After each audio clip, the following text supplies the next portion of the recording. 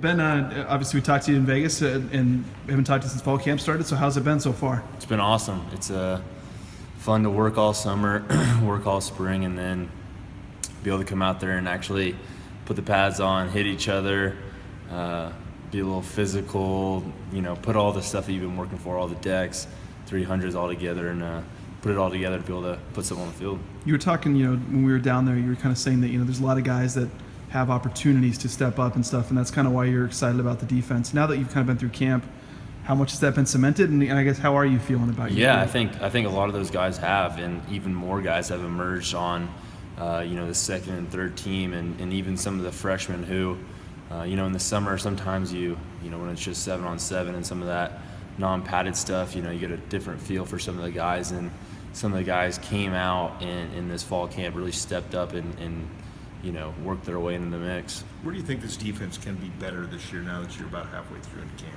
I think our explosives, we do a good job, and we have a huge emphasis on making teams one-dimensional, trying to take the run out of the game. And so that's a huge thing for us, not just, playing good for, 70 snaps, but if they snap it, 80 times, we play 10 bad plays and there's 5 touchdowns in that, then we didn't have a good night. So cutting down the explosives would be big for us. What have you seen from Tanner? Obviously he missed the bowl game and obviously made some sort of mistake. He said he's kind of tried to put that behind him and move on. What have you seen from him kind of for his senior year here at fall camp? Yeah, I think he's definitely put it behind him, and I think he's proved it. He's a guy who, wasn't a guy who tried to talk about it whenever he got in trouble. He put his head down, he worked, and he earned all of his respect back from all the coaches and all the players. And so even since then, he's had that leadership role as well, and bringing young guys along with him, and as well as just being the excellent player he is. Yeah, he said he's dealing with an ankle injury for a lot of last season. I know you guys played with when you're not 100% either in the past. What do you think a 100% Tanner Vallejo could do for your group? It'd be awesome having him, Joey, myself, Leighton Vander Esch, Darren Lee, having a lot of those guys in the mix, and being able to rotate, being able to go 100% would be very good for the Broncos. Some of your other teammates talk about kind of just the heart you have out there on the field and stuff like that. Where does that stem from, and how much do you try to show that as a leader? Yeah, it's the kind of the culture of Boise State. It's stemmed from the 8 coaches who played here before, and so it's kind of just ingrained in us, and that comes from all the summer training and the decks, the 300s, all the sweat, blood. That's kind of what gives you the heart to be able to go out there on the blue and have the record we've had. How does that come from you from growing up or whatever? how that kind of make you accepting of that sort of thing? Yeah, growing up, I was the youngest of 3, so I was always trying to, of 3, so I was always trying to compete, with my older brother and my older sister, and so I think that same mentality is kind of that underdog type feel is kind of what we have here at Boise State, so it's kind of clicked in my life.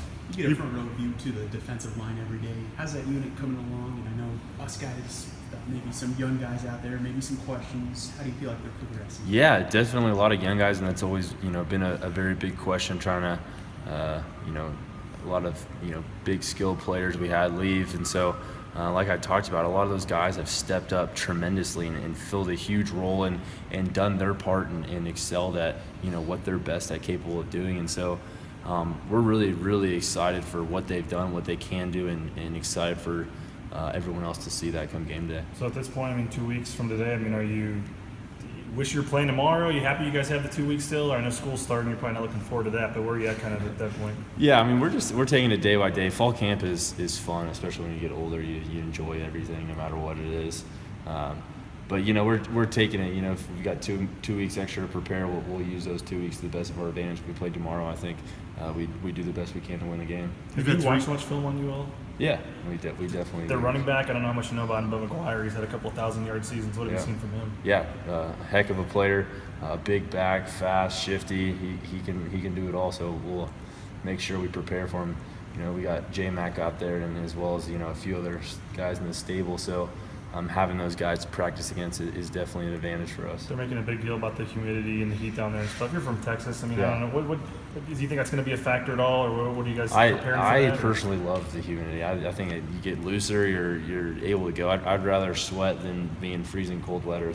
So, just like they want to use that for their advantage, when we come out here and we play teams in 0-degree weather, it's the same thing. So no matter what it is, snow, sleet, rain, humidity, we'll be ready to go out there and play. And for the first game playing at 11 a.m., I assume you always used to the late ones. I assume Yeah. on the first game, I guess you're gonna be happy to wake up and just play. It'll be good that it's the first game since we're practicing in the mornings and the afternoons whenever it is here. So it won't be like we're used to. Usually, last year we play all those night games and go play UNLV at noon. It's a little bit of a difference, but playing this one early I think should be pretty normal for us. How much will that help coming back the next week? Because I remember the game that played at Southern Miss was 11, the same time Central Time Zone.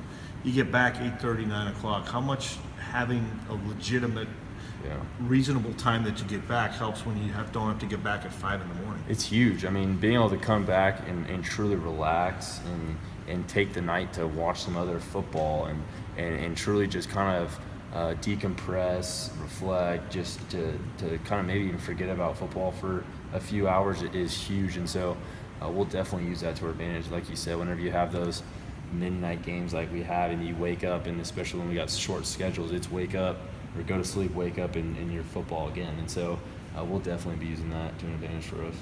What caught new guys or newcomers caught your attention or opened your eyes specifically? There's a few. I mean, we've got some guys on the offensive side. We usually don't like the offensive defense, but a few of those guys, the quarterbacks as well, and some receivers, Jalen, and a few other guys as well, as Dez, who's a linebacker for us, has done really well. Bruno's been doing really well. There's some defensive backs. I think this class as a freshman has done very, very well getting that game speed, picked up the tempo. We did something different with, having those two practices, those first few, and I think that was very beneficial for those young guys. And so they were able to, not sit on the sidelines for those first few practices and got to get the speed up. And I think that's really helped them out through camp. What's your linebacker room? What's it like? Because you guys obviously have some depth. You got some experience. You got guys, competing. Harsin said you guys kind of are the standard setter for the defense. What's it like in that room? It's fun. There's a lot of competition even in the room, and Coach Avalos, being the defensive coordinator and the guy he is, expects a lot from us, and we expect him to expect a lot from him. And so it's fun. He challenges us. There's times when we'll get a freshman on the board and say draw this, draw that, and there's push-ups for it or different things. And so the expectation, I think, in that room is at a different level, that standard level we talk about. And so I think it's good. It breeds that competition, and it's ultimately very good for us. How do you think you guys? How do you think you'll meet that standard? How do you feel like your group will be able to do that this year?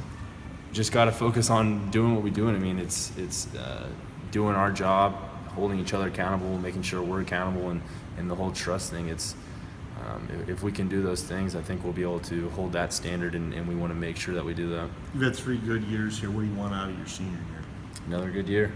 Is there anything special? Anything you've put on your I think it would, for myself, I'd rather see us as a team win the Mountain West, win a bowl game. I think, as a senior, you want to see the team succeed rather than yourself, I think. So to see the team go out and do that would be awesome.